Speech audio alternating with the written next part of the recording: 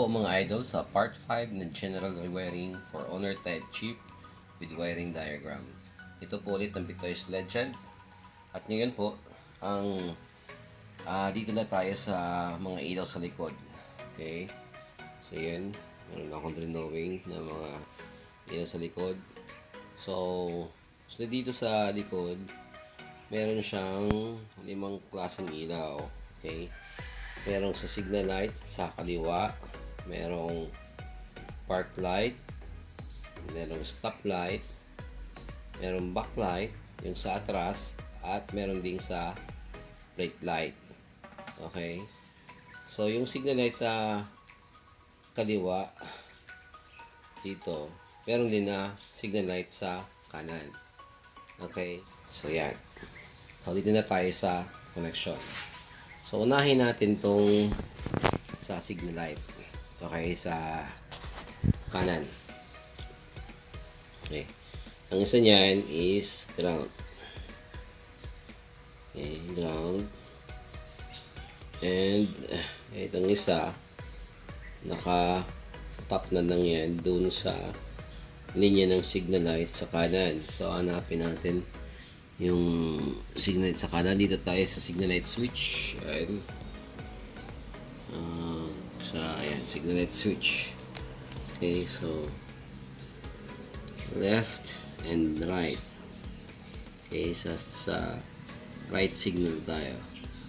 Okay. So dito yung right signal. Okay. So dito tayo sa right signal light.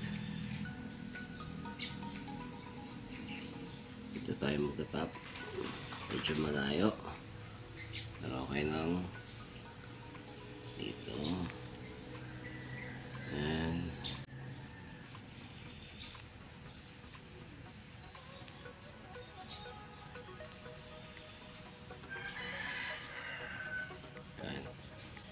diretso tayo.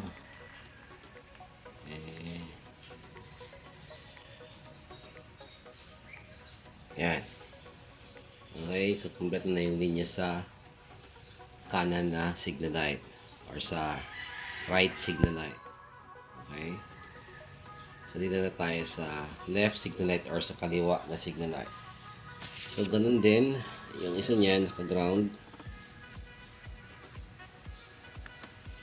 Tsaka yung isa nakatap rin sa kaliwa na signal light. So ito yung left signal light. So dyan tayo magtatap.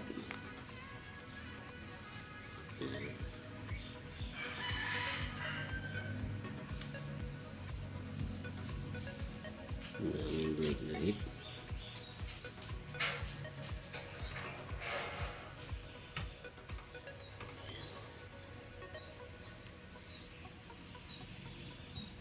Yan. Yan. Okay. Yan, complete na yung signal light sa kaliwa at saka sa kanan. Okay. Meron siya actually yung indicator. Okay.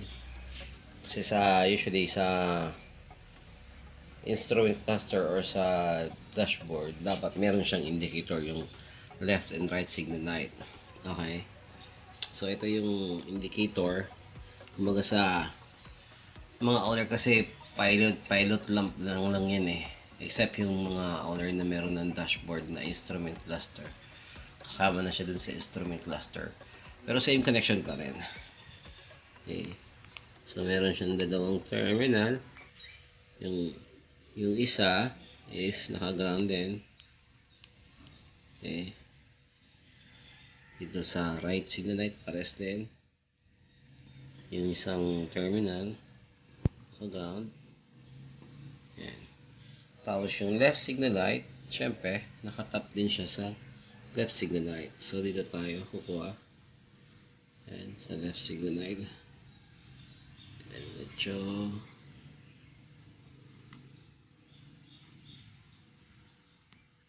yan. Okay. Saka yung right signal light dito sa right signal light din. Okay. So, yan. Dito na tayo mag-tap.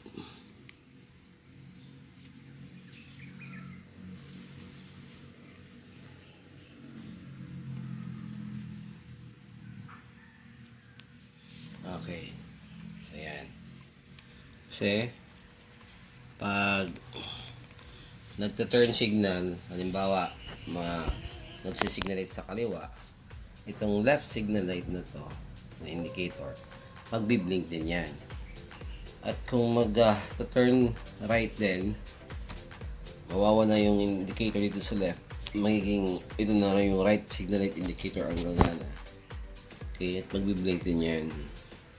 And kung hazard switch, sabay yan na magbiblink. Okay? Para at least, pag nasa loob ka ng sasakyan, pag merong indicator, alam mo na talagang nagsisignal light ka or meron kang signal light. Kasi pag nawala yan, alam mo, wala kang turn signals. Okay? So, kaya nga indicators. Kasi importante yan na malaman ng driver na gumagana yung mga signal light. Okay. So, dito tayo sa stoplight. Okay. Dito sa stoplight, so unahin natin yung fuse ng stoplight. Okay. So dito, nilagay ako dito, nilinawin ko dito ang stoplight na sa fuse. Okay. Yung supply ng stoplight ng fuse ay direkta na siya. Okay. So, ito basa sa yung direkta dito. Yeah. Okay, so dito siya nakatap. Okay. Dito natin siya sa direkta.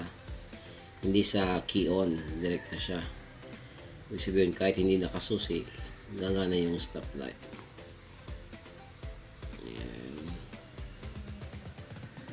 Okay.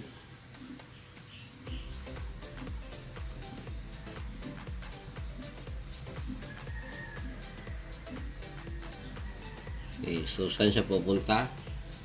Pupunta siya doon sa stoplight switch. Okay.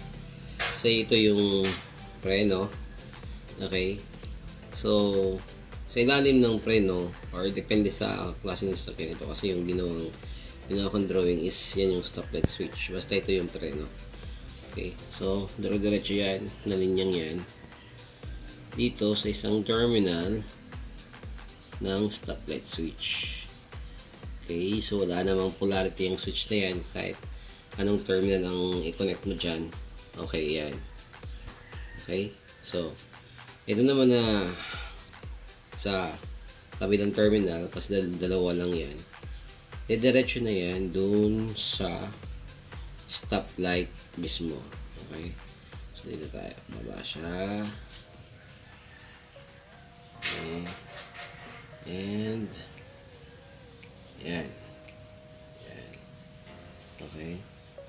And yung isang kabilang wire ng stoplight, sa ground siya. Okay. Yan. Ito naman, sa kaliwa na stoplight, katap lang yan dito.